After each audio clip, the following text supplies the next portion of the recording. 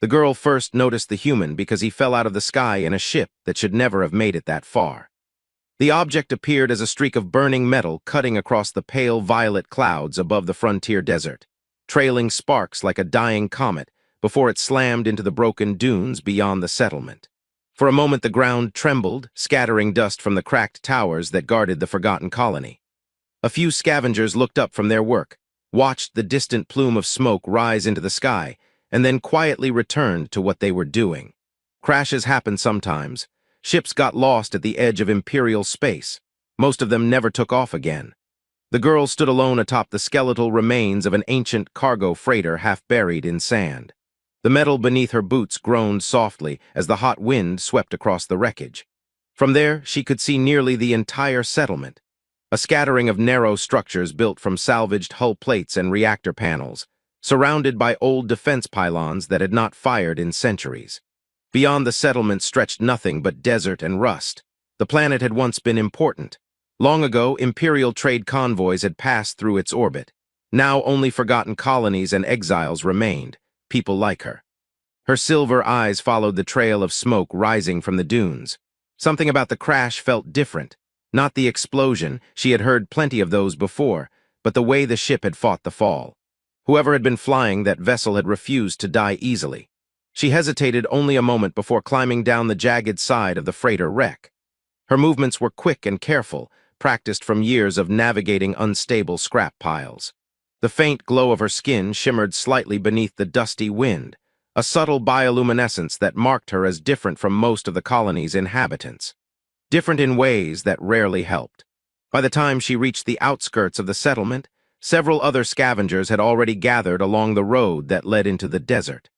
They stood in small clusters, whispering to each other while pretending not to be interested.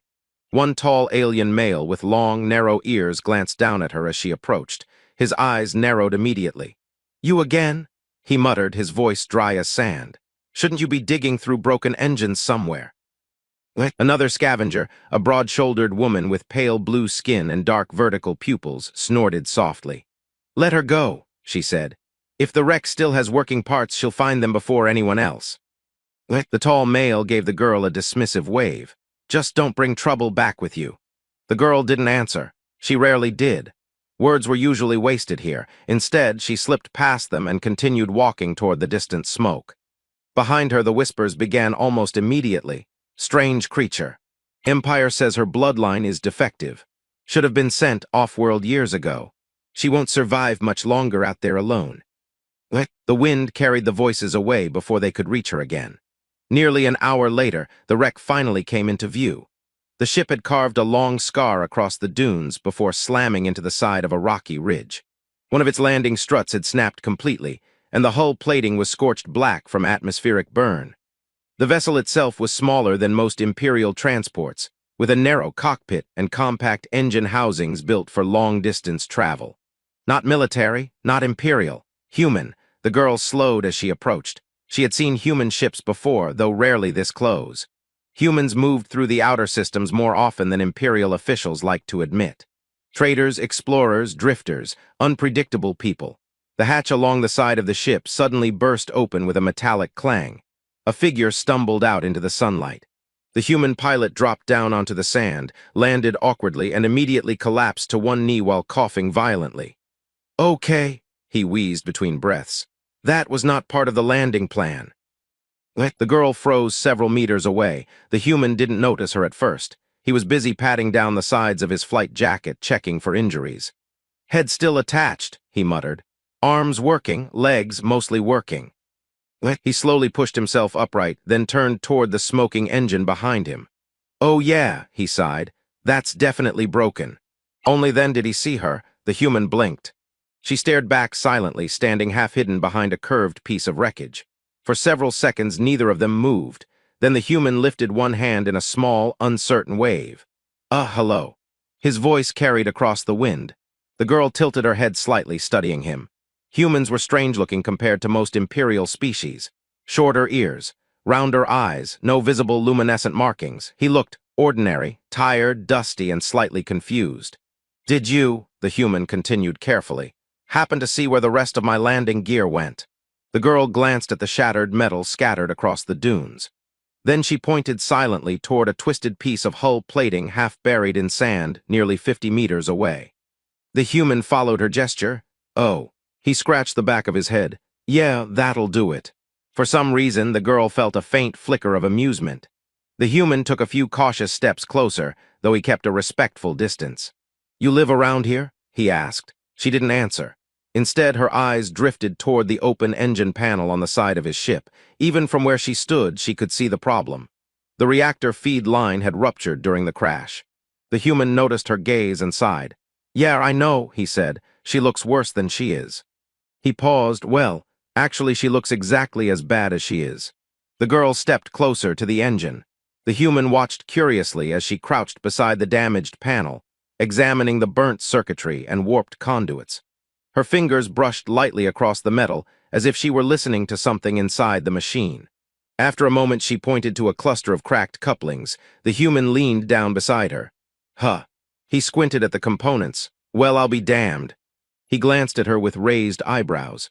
That's exactly where the pressure loss started. The girl didn't react, but her fingers had already moved to another part of the engine. Another broken connection, another silent observation. The human let out a soft whistle. Okay, now that's interesting. He studied her more closely. You an engineer? She slowly shook her head. No. Her voice was quiet, almost hesitant. The human leaned back slightly. Well, that's weird, he said, because you just diagnosed half my engine faster than my onboard computer did. For the first time since the crash, the human smiled. It was an easy smile, not mocking, just surprised. You got a name.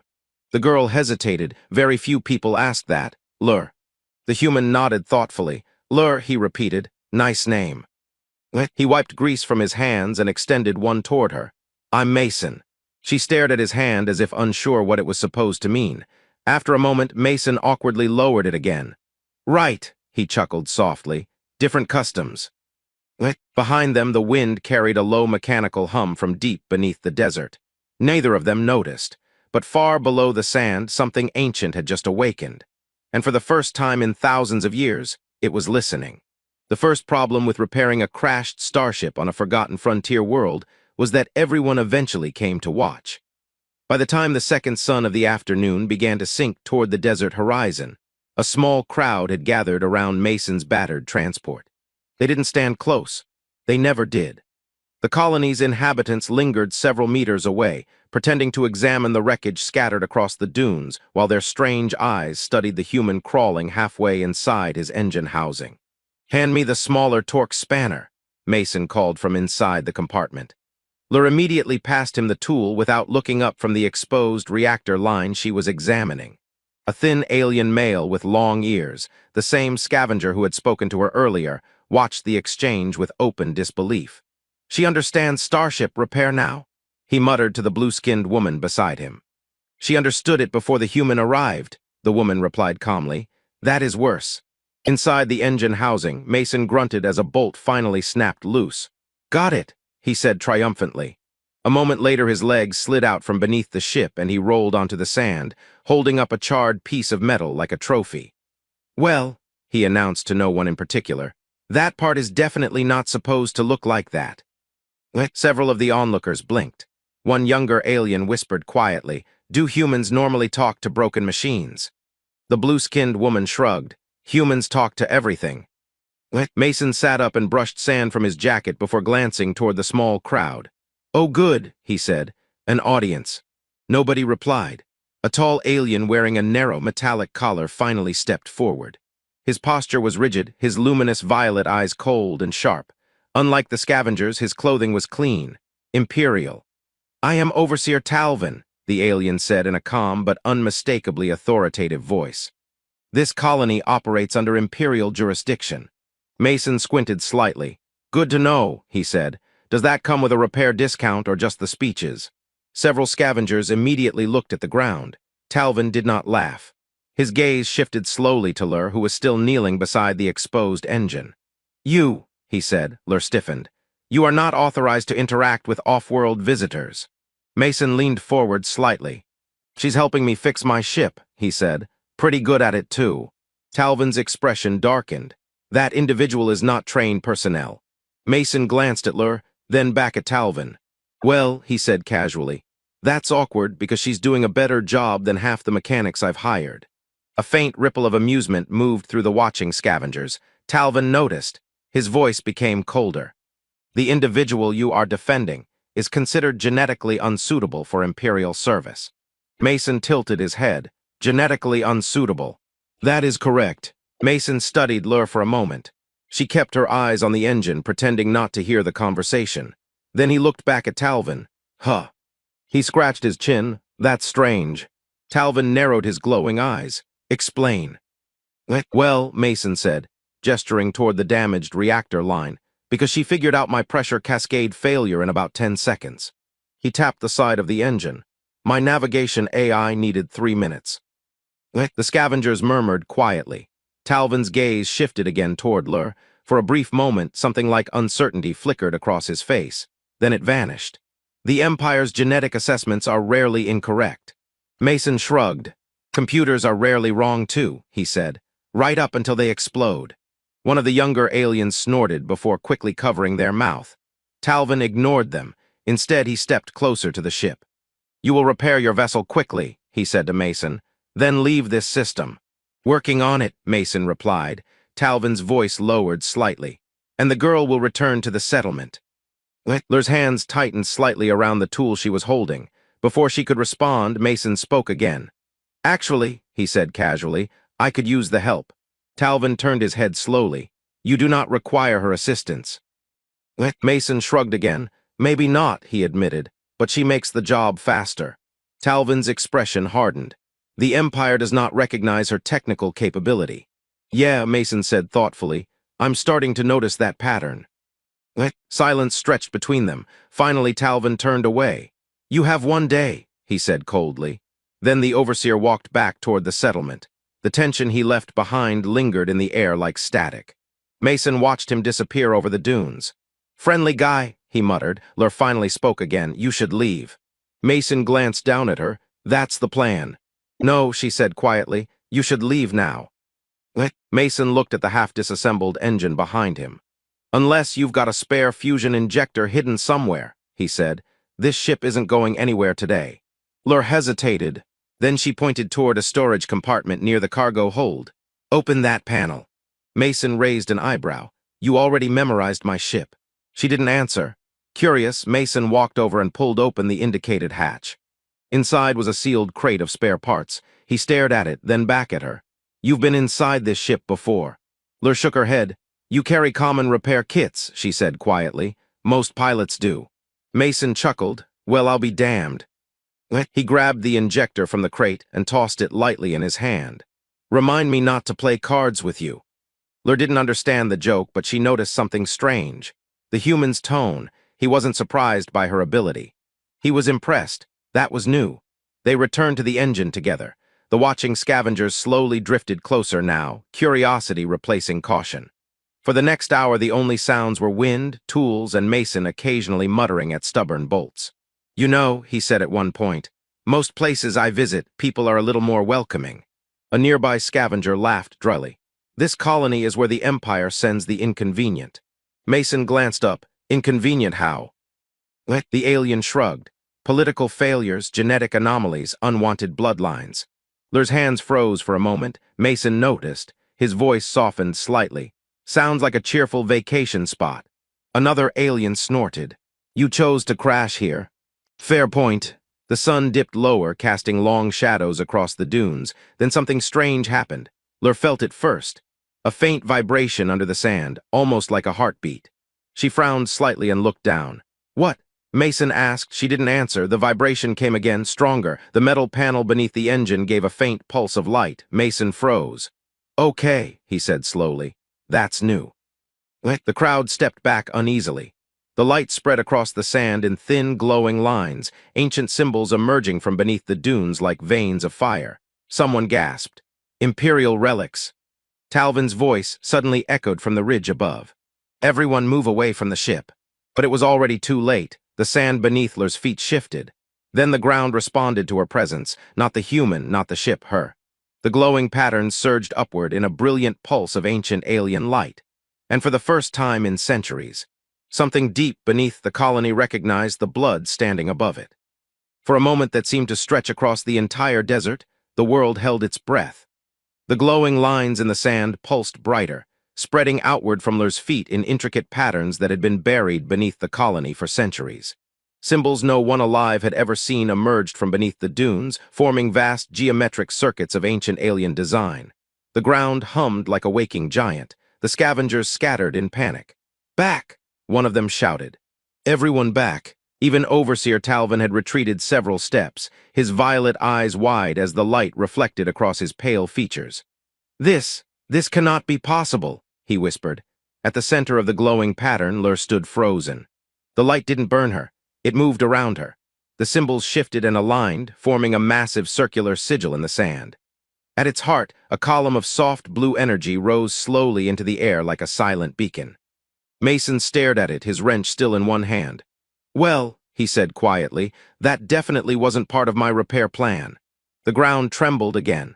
A low mechanical tone echoed from beneath the desert, deep and ancient, like a machine clearing centuries of dust from its voice. The blue column of light intensified. Then a shape appeared within it, not solid, a projection. A towering holographic figure slowly formed above the glowing circle, a regal humanoid being with long, elegant ears and luminous skin like starlight. Its robes shimmered with symbols that matched the patterns beneath the sand. Every alien in the crowd dropped to their knees. Even Talvin staggered back as recognition struck him like a physical blow. "Imperial, Sovereign Archives," he breathed. The hologram turned its glowing gaze downward, not at the crowd, at Lur. Its voice carried across the desert in a calm, resonant tone. "Genetic confirmation accepted." The air vibrated with ancient authority. "Lineage verified." Talvin's face drained of color. "No." The hologram continued. "Bloodline designation, House Aranth." The name rippled through the gathered aliens like a shockwave. One of the scavengers whispered in disbelief. "That house was erased, destroyed during the Imperial Consolidation Wars." "Impossible." The hologram's voice remained steady. "Royal succession protocol activated." Lur's silver eyes widened. She looked small standing beneath the towering projection, the desert wind tugging softly at her worn clothing. "I don't understand," she said quietly. The hologram lowered its head slightly as if acknowledging her. "You are the last living heir of the Aranth royal line." The words struck the desert like thunder. Talvin staggered forward. "That cannot be correct," he shouted. "That bloodline was purged by Imperial decree." The hologram turned its glowing gaze toward him. "Imperial decree acknowledged. Imperial decree overridden." Talvin went silent. The hologram looked back at Lur. "Your presence has awakened the Aranth Sovereign Archive. This world was chosen as the sanctuary of your bloodline during the final days of the dynasty." Mason rubbed the back of his neck slowly. "Well," he muttered under his breath, "that escalated fast." The hologram continued. For centuries, the archive waited for a surviving heir. Its luminous gaze softened slightly. Today, the blood of Aranth has returned. The light surrounding Lur intensified, casting long, shimmering reflections across the sand. Around her, the scavengers stared with expressions ranging from awe to fear. The girl who had scavenged broken ship parts for survival, the girl the Empire had declared worthless, was standing inside the awakening heart of a royal legacy. Talvin's voice trembled with barely controlled fury. "This changes nothing," he said. "The current Imperial throne will never recognize." Mason stepped forward casually. "Actually," he said, "I think it changes quite a lot." Talvin turned sharply. "And who are you to interfere in Imperial succession?" Mason shrugged. "Just a pilot." Talvin's eyes burned. "You are an outsider meddling in matters far beyond your station." Mason considered that for a moment. Then he glanced up at the hologram. "Quick question," he said. "This archive, does it record historical alliances?" The hologram responded immediately. "All interstellar alliances associated with House Aranth are preserved within the archive." Mason nodded thoughtfully. "Great." He turned back to Talvin. "Because if I remember my history correctly, the Aranth dynasty had defense treaties with about 8 major star systems." Talvin's expression stiffened. Mason continued. "And several of those systems never joined the current empire." A quiet murmur spread through the crowd. Talvin's voice hardened. You are making dangerous assumptions. Mason grinned faintly. I've flown through half those systems, he said. Trust me, they remember. Lur looked at him in confusion. You knew. Mason shook his head. Not this part. He gestured toward the glowing ruins. But I did know something was strange about this place. Talvin's voice rose sharply. This colony is under Imperial authority. The hologram spoke again, irrelevant. The word landed like a hammer. By ancient charter, the world-designated Aranth Sanctuary is sovereign territory of the Aranth royal line. Talvin looked like someone had just removed the ground beneath his feet. Mason gave a low whistle. Well, that's convenient. The hologram's gaze returned to Lur. You must decide how this sovereignty will be used. Lur stood silently within the glowing circle. For most of her life, she had been ignored, dismissed, treated like a mistake. Now dozens of alien eyes watched her as if she were something entirely different, something powerful. She looked at the frightened scavengers, the same people who had struggled beside her in the dust for years. Then she looked at Talvin, then finally at Mason. The human leaned casually against his half-repaired ship. Don't look at me, he said with a small smile. You're the royalty here. Lur hesitated, then she took a slow breath. The colony stays, she said quietly, her voice carried through the desert. No one here will be removed.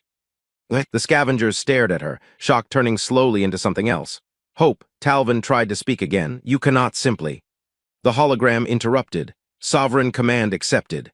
Talvin fell silent. Mason chuckled softly. Yeah, you're going to have to get used to that. The wind shifted across the dunes as the ancient archive continued to glow beneath the sand. For the first time in centuries, the forgotten world was no longer forgotten. Ships would come. Allies. Enemies, empires. But at the center of it all stood a girl who had once believed she had no future, and beside her stood the human who had simply stopped and helped fix a broken engine. Lur looked up at Mason. You could leave now, she said. He glanced at his ship, then at the glowing ruins, then back at her. Yeah, he said thoughtfully. He climbed up the ramp into the cockpit. The engine hummed as the repaired systems powered on. For a moment it seemed like he might actually go. Then the engine shut off again. Mason leaned out of the cockpit window. On second thought, he called down casually, a new queen might need a pilot. The scavengers laughed nervously. Even Lur smiled. And above them, beneath the violet sky of the frontier world, the ancient lights of a forgotten dynasty burned once more.